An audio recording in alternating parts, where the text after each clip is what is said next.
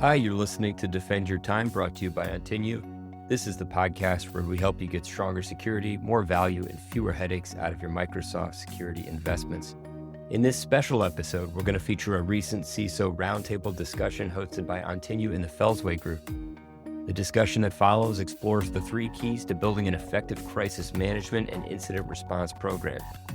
Our panelists will share insights from real-world examples and dig into how developing proactive detection, response coordination, and safe recovery can all contribute to building a more resilient organization. Thank you, everybody, for joining. Today's roundtable session is 3 keys to modern crisis and incident response. We've got a great group of panelists here on these topics around crisis management and incident response. John Mumford of the Fellsway Group. So, John, thank you for joining us today. John has 30 years experience in IT and cybersecurity, and he founded the Fellsway Group in 2017 to help organizations implement effective cyber resilience strategies. He's also the chief architect behind Fellsway Group's approach to managing cyber risk as a business critical issue. Welcome, John, and thank you. We've also got from Fellsway Group, Rob Bussey, CISO with 25 years of relevant experience, seasoned cybersecurity expert and pioneer in the field. Rob enables business value by providing defensible and cost-effective cybersecurity management on behalf of Fellsway Group and their clients. Steve Leventhal, CEO of Fellsway Group, another leader with 23 years of experience in management, sales, and business development, and he guides Fellsway Group's strategic direction. We also have Daniel Morris, who leads Ontinue's consulting services team, where he specializes in helping customers optimize their Microsoft security investments. Very relevant topic for us today. His work includes conducting security strategy reviews to identify cost savings opportunities, advise on tool consolidation, configuration, optimization, and licensing efficiency. And Daniel also delivers bespoke consulting engagements to align security posture with business needs. Thank you, Daniel, for being with us as well today. Steve, I'll hand it off to you just to give a quick introduction about who Fellsway Group is for those who aren't yet familiar. Sure. Yeah, thanks, Chris. So you alluded to it in the introductions, but just to give a little bit of formal background, Fellsway Group is a cyber risk advisory services firm. We've been helping clients drive cyber resilience since our founding in 2017. And really our approach, part of our approach, or a significant part of our approach, I should say, is really to prioritize crisis management and incident response as a foundational capability. The reason for that is we believe firmly that every company needs a plan in case they get hit. And not only that, it's more than just a technical conversation, right? So executives and technical teams need to be part of the dialogue first and foremost, but also need to be coordinated. And then in terms of, again, going back to just our overall approach for crisis management and incident response as a foundational capability, we believe that having that motion in place provides a significant amount of insight into the overall cybersecurity program and requirements, right? Starting with the end in mind really does give us a lot of insight into, first of all, what the organization's all about, our client organizations, what they're all about, and what's important to them and what they're trying to protect. So this topic today is certainly near and dear to our hearts. So we appreciate the opportunity to participate. Thank you, Steve. And just real quick about Ontinue, on the topic of incident response and resolution, we're on the front lines with our clients every day. Ontinue provides a 24/7 managed detection and response service. We focus on customers that are leveraging the Microsoft Defender for endpoint control plane. So what we do is we take agentic AI to create automations that help our 24/7 security operations center and our cyber advisors. That AI-powered platform allows us to resolve incidents more quickly, to go further on behalf of our customers, and to save time. And because of our focus on Microsoft Defender, we work really closely with our customers to help them optimize their tool stack, find opportunities for cost savings with tool consolidation, and find ways to optimize how their tech stack is working to deliver the strongest security posture possible. And that's a lot of where Daniel Morris comes in. I think with that, Steve, I'll hand it off to you to kick us off for today's discussion. Yeah, thank you. Perfect. Yeah, thanks, Chris. I'm going to be playing the role of moderator/facilitator today. I'm going to be letting the smart guys in the room do most of the talking. What I wanted to start off with, and this is, again, an open dialogue for Daniel, John, and Robert, just to frame the problem. Obviously, we know that we see issues in terms of what clients are doing today and some of the things that we hope to impress upon them, that areas for improvement. And so those are some of the things that we're going to be talking about throughout the webinar today. But just in terms of what you guys are seeing out in the field, and I know you're each bringing unique expertise and experience in terms of working with customers, to hear from you kind of what you're seeing in terms of what's broken, right? What are you seeing broken with today's IR playbooks? Just some high level, obviously we're not going to name names, but just some high level kind of recent pain points that you've seen with some of your customers recently. And I guess maybe we'll start with Daniel. I'm just going to take it around the screen and we'll go from there. If Daniel, you want to kick us off there. Yeah, I'll kick us off. Most of the customers that we end up talking to are prospects before they actually come on to the MDR service. The ones I've talked to either don't have an IR playbook at all, like they have no clue who to contact, or there's a communication issue internally of they don't practice it. There's not a consensus on how often they actually get together, how often they actually run through their IR plan with the different parties. And each one of them are working in silos, basically within their own company. The other piece is the tech stack. When we start looking at the tech stack from an IR plan, either they're bringing in every single log source that they possibly can, and they don't understand what they're bringing in, and they have no definition of what they're looking at, and they don't know what's good versus bad, or the tech stack doesn't even work together because there's no overlap and there's gaps in their stack itself. And that's just on a consistent basis. I've actually talked to 5 customers in the past 3 weeks that's actually had that same setup and that same issue, just overall. Yep. Thanks, Daniel. I'm sure John and Rob, you guys are seeing similar things. If maybe you want to, John, maybe you want to elaborate on that a little bit further from your perspective. Dan hit a lot of the key points. It depends on the size of the organization. For a smaller organization, they may not have any documentation. But what we see in those small organizations is very skillful people. They just don't have the repeatability, the resilience, consistency, the capabilities to execute in the throes of a chaos, right? At a larger organization, they'll have tons of documentation, but they're confused by that sometimes. And there's no cohesion across. Brings to the point, Dan's point about silos. This organization doesn't talk to that organization. So the documentation they may have doesn't knit together. But I'll just jump to me. The thing that we see the most often when we do tabletop exercises, not in the throes of a real problem, when we see a tabletop exercise, we see a critical or key or a single resource who's answering all of the questions, not referring to documentation. So all the knowledge is in that brain of that one person.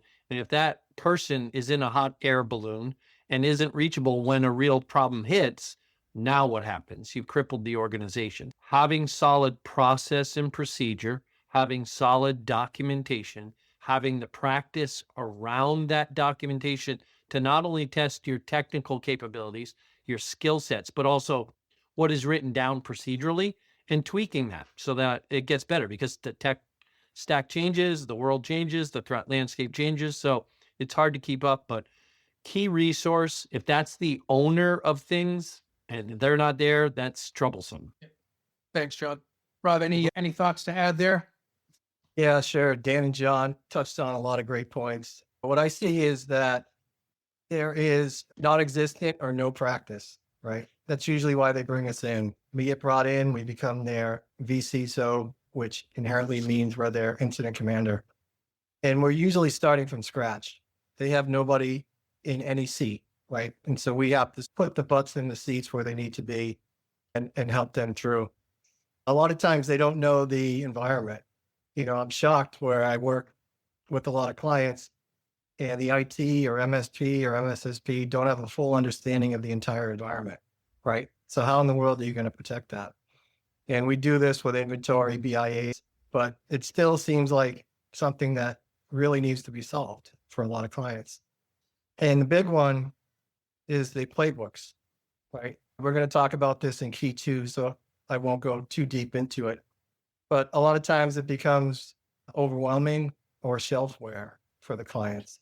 And so my direction or challenge to everybody is how do we make that from shelfware to more of from static to dynamic, right? how do we use AI and the capabilities we have now, which I've seen in Ontinue with some of our clients, where we're actually able to use technology together in the Teams format to be able to work together better, right? So instead of using the playbook, this becomes your living, breathing diagram or playbook to action the incident.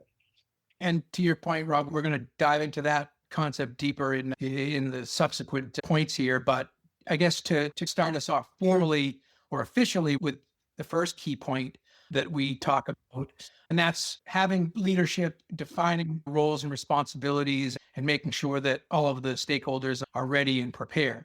John, I'll start off with you here. In terms of, obviously, when a crisis hits, it's an all hands on deck scenario.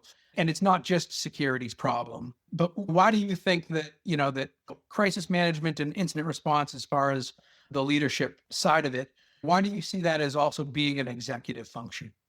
Yeah, I think let's peel that onion back a little bit, Steve. And I'm sorry for making us go backwards a little bit, because what we talk about a lot is a change could go sideways or an anomaly could occur in an organization and there's a problem ticket. It's not like you walked in the door and you saw from a mile away the building was already on fire and we're in crisis mode. You may not know that. So do I smell smoke? So if you talk about how something occurs in an organization, from a problem to a cyber event to a crisis, without jumping right to crisis, it's the technical roles and responsibilities have to be defined. And the run books and playbooks based on scenarios have to be defined. And then you can start to differentiate what the technical role is from the executive role. Otherwise, what happens is it all gets mushed together. Everything becomes a crisis. Everything is crying wolf, to your point. That's why it's important to segment how a problem will unfold.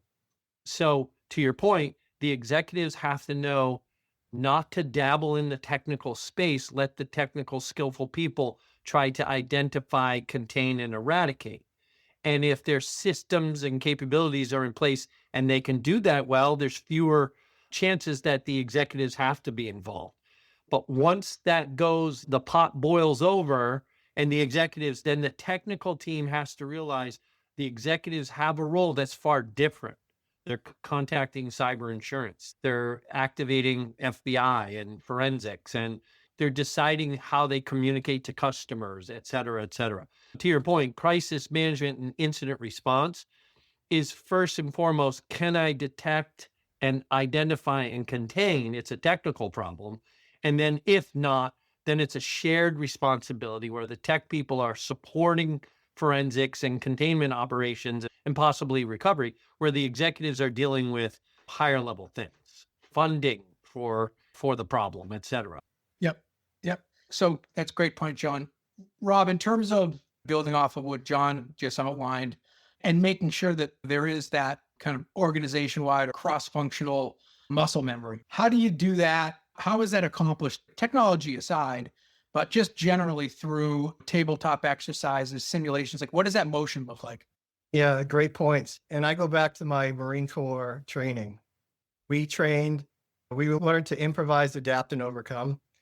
And the more you bleed in training, the less you bleed in war. And so you have to do these things. You have to have the tabletops. You have to do the simulations. And getting everybody to the table to do these can be a challenge, especially in larger organizations. Trying to carve out 2 to 4 hours with some of the senior leadership, it's tough. But I don't see how you build muscle memory and how you can practice what you would do in war if something happened if you're not actually going and doing it. So I think the tabletops are important. We're also looking into simulations as the next phase. You have tabletop simulations and drills. At least in the simulation way, we might be able to offload some of those in pieces. But I think getting everybody together, working as a team, builds that cohesion and that muscle memory. Great. Daniel, let's get you into the dialogue here a little bit further. So obviously, effective response hinges on having prepared people. How does the MDR, SOC, one of those teams from an external perspective plug in at kind of those readiness capabilities? So One thing we need to actually do is we need to break down that there's a little bit of difference between the SOC and the MDR team, right? Most people loop those into the same groups, where MDR is going to be a specialized group that's just going to be taking and looking at remediation from an event standpoint, where the SOC is going to be somebody that's actually helping internally, not only taking a look at events, but also looking at how to be more prepared inside the business. In other words, doing patching, things like that, making sure that things are actually effectively monitored and set up and everything. But for these two groups, they have to be a part of the tabletop exercises that Rob talked about. They have to be part of the conversations that John was talking about, even with leadership, to know what's actually been happening in the environment previously. If they're not communicating that across the company, they're not actually being effective in their roles or their position for the company, because the company's not being made aware of potential threats or arguments that's actually happening against their environment. So these are very key roles and stuff, just to make sure from a security perspective that they're highly involved, that they do continuously be prepared and practice simulation trainings, the day-to-day effectiveness as far as the logs that they're actually looking at. These are also going to be crucial when we talk about later on, how do we recover and stuff from an event. These teams will actually tell you when the environment's ready to go. Yeah, no, completely agreed. And that kind of brings us to our second key here, right? Which is proactive detection and real-time execution. And so I want to leave this here. I'll leave it with you here, Daniel, for this next question as well, just to build on what you were just highlighting. How does continuous monitoring with MDR, XDR solutions and AI, obviously, help to shrink dwell time, extend visibility across environments, IT, OT, third-party environments that may impact organizations as an extension, et cetera? What are your thoughts, Nick? So this really goes back to some of our starting points and everything about visibility into the environment, what information you're actually taking in. It's when we started talking about MDR, XDR, and AI being in the mix, you're looking at a SIM that's in the background that's actually correlating the logs. If everything's properly configured and these pieces are actually in place, the gaps are actually covered. If your team's aware of how to actually use these tools, they're actually upkept. They're not just something that's configured, set to the side. The dwell time actually shrinks because you're actually getting coverage and you're getting logic from different points of view from the network. So when we start looking at Microsoft, for example, they have, exposure management that actually comes into play now. So you can see an attack map or an attack surface that's actually happening across the board. When we start looking at different tooling that's out in the wild now, and you start bringing in third-party products into a SIM, that gives you more telemetry to actually look at. And the more information you actually have that's proper information from a security perspective, the more you can actually do with that information to prevent something to going to an incident. You can actually move it to an event because you actually can find out what it is, where it came from, how it came into the environment. It's the same thing with being prepared to train the users on the other end and stuff from email security awareness training. Doing preventative maintenance and stuff through these tools actually lowers that dwell time that you might have across the board. So I'll kick this one over to you, John, just in terms of building off of what Daniel was just highlighting.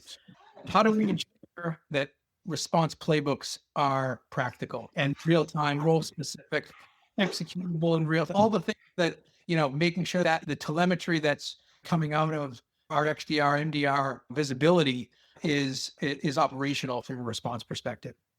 Yeah, pitting the run books or the playbooks, whatever the organization wants to call the response capability there. If you look at the workflow that I was describing earlier about a system sends an alert, someone looks at that alert and analyzes and makes a determination if something is happening that needs to be fixed, then they take their action of what are the steps I use, what's my checklist to fix things, and so on. When you look at the flow of an alert or a help desk call or a problem as it navigates through your infrastructure tech stack, you can see that it touches multiple organizations. Therefore, your playbooks and run books for handling this have that connected tissue. Therefore, the run book should cut across that racing model. So now there's handoffs and discussion points and conversations that real world examples go through. So when I coached hockey, I would blow the whistle and stop and describe a teaching moment. Right there was the time, not 2 hours later when you can't remember what happened. There's a good teaching moment. So what Dan was talking to is, why don't we take these opportunities, even if it's just a simple alert, to take a look at it should be everybody's responsibility to take a look at the run book and say, do I have to update the input? Because remember, the pattern is identification, containment, eradication. Those are the first three keys. So if detection should help with identification, do I have to update my run books? It's a teaching moment to fixing. Don't wait for a tabletop exercise. Every day there's a teaching moment. Now, extend that further. If we had a near miss and we experienced that we were able to effectively handle a problem and we updated our playbooks and happy days, why not share that potential threat as an awareness educational moment to our people? This is what we did well. This is how we succeeded. Had we not, this could have happened. Versus waiting till you see the report in the news and everybody jumping on the bandwagon to share the bad news when things went wrong. So when we talked about COVID, people were moving from working in an office to moving to working remotely. No one wrote any of that process and procedure down. That was a teaching moment. They could have written everything down. How do we do this? Because you might have to do it again. And no, just reverse. How do I reverse engineer it to get everybody back? So I look at everything as a teaching moment and leverage that opportunity to update your run books and educate your people. Yep. Agreed. Rob, so let me kick it back over to you. I know you touched on this in one of the earlier segments here, but maybe you want to expand on some of your thoughts around, again, how to make these playbooks more actionable, how to ensure that they're not static. Yeah, it's a great question. When I look at how do we make it AI driven, queryable, that integrates live alerts? And I think I see some of this with Ontinue, with what they're doing now, because I'm interacting with the events, the incidents that come through our Teams channel, and they already come with all the data, right? So we have all the data, so we should be able to interrogate that and be able to come up with what we need to do based on that specific scenario, as opposed to having to go to some playbook. It's already got the playbook, right? Or at least some version of it with, if this happens, it triggers this action with these outcomes. And so that's what I'm looking for, is how do we make this more dynamic and faster moving, where we don't have to rely on people to stop, look through something, try to figure out, where am I? What do I have to do? The alerts I see in the events say, this is what happened. Here's who's involved. Here's what's been done. Here's our recommendations. It's all right there. Yeah. Daniel, do you want to maybe expand on that a little bit further in terms of what Ontinue does to enable that kind of real-time response coordination? Yeah, absolutely. To bounce off of what Rob was actually describing, one of the things that we actually do is we integrate in with the customer's Teams tenant. So not only do we respond to an event through Teams and everything, but we also respond directly through phone calls to actually get the right people on the phone. If a customer struggles with having, say, an actual IR plan, if there is an event that escalates to an actual incident, we're actually contacting them directly through a call tree as far as who they got designated for different calls based on what the actual incident or event is. When we actually get involved with an IR company, the goal is for us to have somebody from our SOC team actually remain on the line with the customer. And even though we do a 24/7 follow model, our goal is to hand that off to the next team. Notes are fully kept within the customer tenant inside their Sentinel, so the customer owns 100% of the details of what's actually going on with that incident. And as we're passing that along, we also bring other people into the call as needed. So if we need to bring somebody from our threat detection team, if we need to bring somebody from other teams into that same call, we can, so that there's somebody that's always there on the call whenever an IR partner is actually involved. Excellent. Let's take a quick pivot here in terms of moving from the response side of the conversation to the recovery side of the conversation, right? Because it's obviously a critical component to an organization's ability to continue to operate. I'll kick the first note to John just to build off of that concept that we talk about all the time in terms of why incident response really needs to be embedded into kind of the broader resilience planning conversation, right? Business continuities, disaster recovery, backup strategy, et cetera, et cetera. Do you want to maybe talk a little bit more about what that, and I know you alluded to it earlier, but maybe just to expand on that a little bit further. Yeah, thanks, Steve. I've already talked about the connected tissue from detecting a problem or an alert and moving it through incident response and handling the response aspects. But while you're contemplating managing that incident, you also have to think through and coordinate the decision to recover. So how do I continue to operate while compromised? What does that mean for the organization? There's process and procedure, like we've talked about.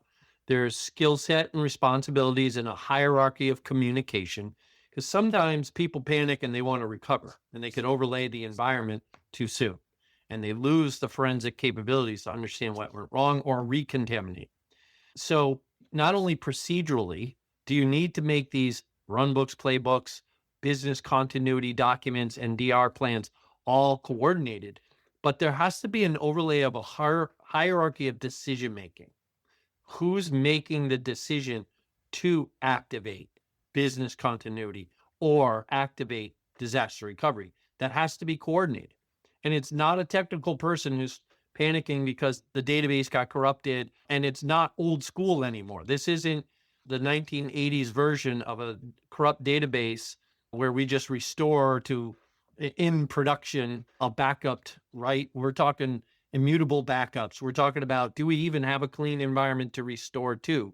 So recovery becomes a much more complex conversation about, someone mentioned building an organization. I usually say companies have spent years building their Humpty Dumpty, and Humpty Dumpty fell off the wall.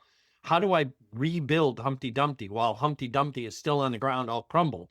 You have to rebuild a brand new one sometimes. So your backups may not be recoverable to an environment. You have to create a net new environment. So all these conversations start to have to meld together in your resilience management concepts and program.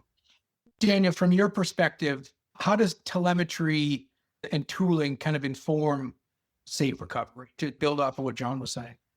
Going back to where Rob was talking about tabletop exercises earlier, if you're actually in tabletop exercises on a consistent basis, you have the correct playbooks and run books in place where what your environment looks like is good, everything. Then we have what John was talking about, where do you have a clean environment to restore to? Depending on what happened, what the event was that happened in your environment and how bad the event actually is and stuff from an incident, do you have that clean space to restore everything? The proper tooling is not just a telemetry that you're taking in from all of those sources, but it's also knowing what data you have coming in, knowing that you can consistently look at the data to know what the difference is between what was prior and stuff in your environment, how it looked, to base in the unfortunate event you restore something that was also affected, right? So you didn't have an air gap on your backups or something else and stuff that actually happened when you did the restore. So you need those tools in place that can actually be trusted. So this is where your SIM comes in place. This is where knowing that you have a clean backup site that you can actually restore to. We used to use Azure Backup for one of these pieces and stuff to actually do site spin ups and stuff in Azure early days, back when everybody was still on tape backups and you had to swap out 4 tapes just to restore one server, which would drive you nuts. It's really about the tooling to inform you safe recovery based on your knowledge of the tooling. So if you're not in there practicing with the tooling, you're not going to know if it's ready. That's ultimately where we're at. Yeah, fair point. I have one last question, and then I'm going to turn it back over to Chris if we have any questions from the participants. But before we do that, and let me put this in context so it doesn't come off the wrong way. And I'll ask each of you the same question. But have you seen any examples of crisis turning into opportunity? And I don't mean, and this is why I'm going to put this into context. I don't mean it's from the sales side. We're all professionals and some of us are salespeople. I don't mean from a selling perspective. I mean from a customer's perspective, where they've actually gone through that challenge. And again, like and turn that into an opportunity either to prove from a customer retention perspective, to fortify brand reputation, things along those lines. Any examples you guys can give on that? I'll start with you, Daniel. We'll go around the horn. I can actually think of a couple of different instances, but mainly one that I'll actually communicate is somebody that just recently went through an incident. They actually came out with a postmortem of knowing how their actual IR run books actually worked. They went back and had to rework those run books because they realized that there was communication mishaps. They realized that some of their tooling wasn't working properly. They actually ended up changing some of the tooling because they realized that they haven't actually evaluated their tools in 3 years. So once they actually started going down the road, that postmortem gave them a lot more information about the incident that happened, how it happened, and how they could prevent it in the future by just changing some simple pieces that they realized that they also needed to pick up on tabletop exercises that they weren't doing prior to what Rob was talking about earlier. So that actually helped them across the board. Excellent. Rob, I'll let you follow up on that one, and then we can close with John. Yeah, sounds good. So I have a good one, and it leads into how I look at crisis management. We have crisis management, incident response. The second piece is crisis management, business continuity, keeping things going in the event of an incident. And then crisis management, disaster recovery. And so I see it as three major components. And a lot of times we focus on one area, but we had a client that got impacted, and their main system that they used was down for 2 to 3 weeks. And that wasn't good, right? This started getting us to the incident response into more resilience, right? Those three buckets we call resilience management. And he went to the chairman and said, do whatever you need to do. And so we started down the path of building out their business continuity plans, building out their disaster recovery plans. And it really made the program from the, we're just fighting fires, we're tackling incidents as they happen, recovering. But I think it opened their eyes to, we could be out with our main moneymaker for a long time. And that's not good. That's not a good place to be in. And so now they get it. Oh, I need a DR plan. Yeah, but you need the BIA and the business continuity before that, because it all feeds into it. So it was a good education piece, and it expanded our incident response, our CMIR, into these other areas. And now I could say that we're moving in a more resilient manner. Excellent. Thanks, Rob. John, any final thoughts on that one? I have two examples where the crisis turned into an opportunity. And one of them isn't exciting because nobody wants to write down what they do. So documentation always is the last thing people want to do. And before you know it, things have changed anyway. Maintaining documentation isn't exciting. However, during a chaotic event, the CEO took it upon himself to basically project manage that documentation was being done, because he was petrified by the single source being out of the room when they needed it and the documentation not truly reflecting their capabilities. That turned into an opportunity. The second one was a lot more exciting, where we were trying to describe how network segmentation would be important to this organization. And they just weren't quite seeing the value of network segmentation. And they had just acquired a company, and they hadn't finished the connection of the two companies' networks together. And the company they acquired got breached and had a ransom attack. And we were able to basically pull the drawbridge down and keep those two networks disconnected. And that kind of described the network segmentation that we had been. And so that turned it into an opportunity. I won't go into the details of the ransom attack, but luckily we didn't have to pay it. But what it did was it saved the contamination of the rest of the organization through that act. And they saw now the value of network segmentation. So those are the two examples. Yeah, great, perfect. Yeah, again, obviously, in an ideal world, those lessons are learned through a tabletop exercise, but sometimes they are learned through a live fire. Chris, I'll kick it back to you for the Q&A and wrap up from there. Yeah, no, thank you. Thank you, Steve, and thanks everybody. This has been a great discussion. I'll open it up to anybody in the chat if you want to drop something in the chat or the Q&A. In the meantime, John, I've got a question for you, which I think maybe speaks to the leadership roles and readiness.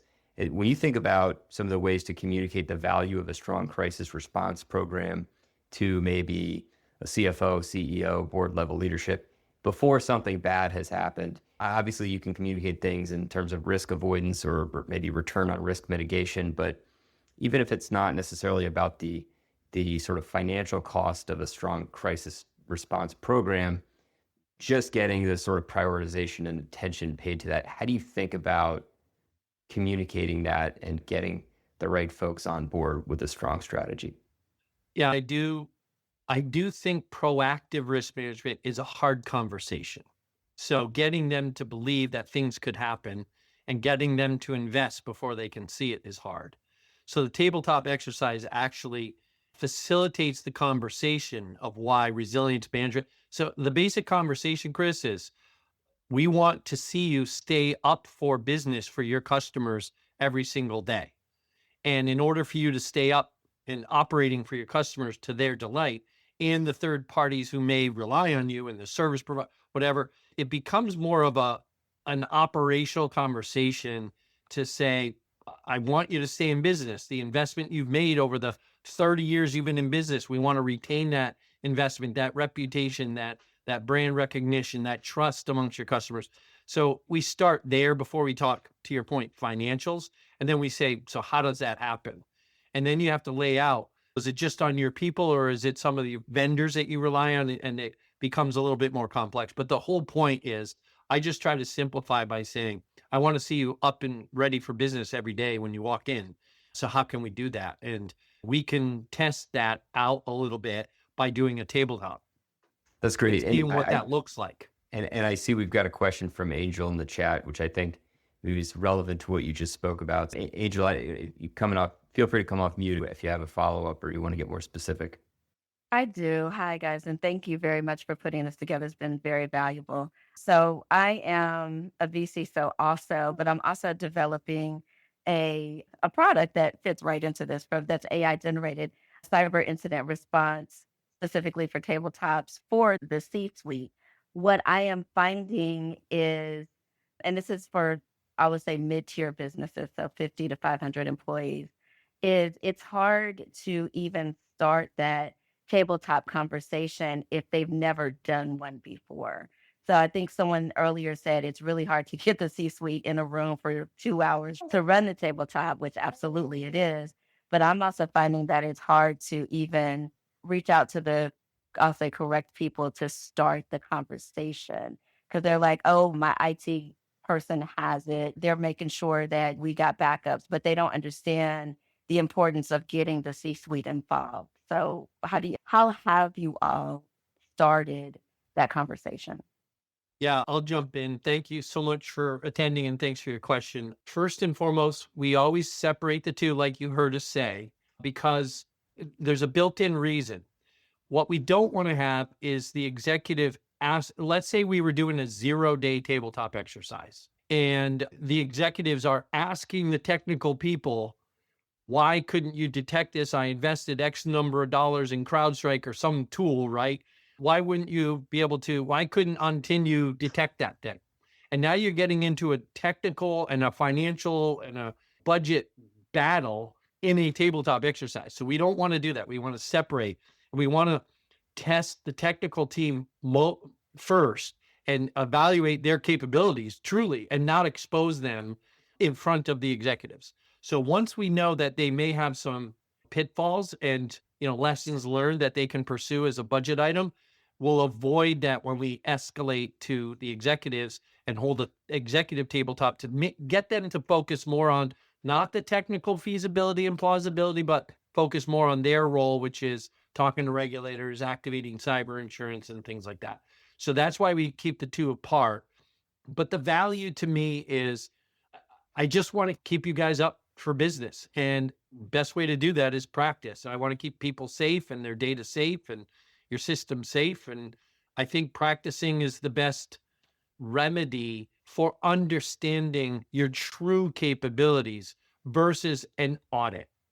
That's a good point. That's a very good point. Thanks. I appreciate that. Thank you. Yep. Thank you. Thank you, Angel, for your question. And thank you, John. All right, I have another question, and this, Rob, this could be a question for you, but thinking about when John mentioned 0 days, thinking about how you prepare for the Black Swan events, whether it was the SolarWinds Colonial Pipeline breach or WannaCry, or something that doesn't just affect a single organization, but affects a large number of organizations, to where your ability to bring in an incident response team might be limited, or there are other extenuating factors that you can't really foresee. How do you plan for that or incorporate that into your tabletop exercises, into your cyber resilience programs? Yeah, great question. Most people don't have black swans in their risk register, right? Have you ever been anywhere where they assess black swans? We do. It's an entry in there. So I think it starts for us in risk, right? So if that becomes more probabilistic or higher risk, that will be something that we'd want to incorporate into a tabletop. And we build them based on what we're seeing. We work with them and see what are the biggest threats that we're facing. What are we seeing? And for this one, this is outside the box, right? They happen once in a blue moon, but they do happen. So we do keep that top of mind and we do think about them. I don't recall doing a tabletop for that, but I think, John, maybe we do that, maybe internally, because we were preparing for this recently. Black swans were being shown everywhere that something's coming, something big's happening. How do you prepare for that? We've lived long enough. We've had how many of them in our lifetimes? At least maybe 5 or 6. Markets tumble, wars happen. I think you got to put it on your risk register radar. And then to your point, tabletop it. Why not? Thank you, Rob. All right, I've got one more question. I think maybe this one could be for Daniel. Outside of a tabletop exercise or something like this, you had mentioned customers who have tools that are misconfigured, or they expect they have some degree of protection just because they've purchased a tool, but it's not been implemented correctly. I think if I'm in that position as a chief security officer or head of IT or something, I'm probably not even aware that it's misconfigured. And how do you recommend customers who go about identifying where they might have those gaps that they're not even aware of? So one of the things I always recommend, it doesn't matter who you get to do this, go and have your systems audited. If you're doing some type of implementation, whether it's a new EDR tool or something else, your guys may come across as they know everything, they can get it all done, but go and actually have somebody go behind them. I had a personal experience of this as a director of another company where I instructed my guys to actually go and install a new EDR tool. They installed it, they configured it and everything. We actually went back through the configuration, everything looked good. We actually had a ransomware breach and stuff in the environment. And it was all because one checkbox was left undone, that if we had somebody else come in and audit it, which we did, they actually found. And it's one of the simplest things that actually is just that little bit of extra insurance to have somebody come back in and just validate that your systems are set up properly. I've talked to other customers that they've actually purchased $200,000 worth of material and stuff as far as the software to do just DLP and everything that's outside of licensing and everything else. And they pay for it yearly and it's never been configured and everything. And they know it hasn't been configured. So what are they going to do in the event if they actually have data loss? It's not in use. It's just sitting there. We're wasting the money, spend a little bit extra and stuff, just get the audit done so that you can actually make sure it's actually configured properly.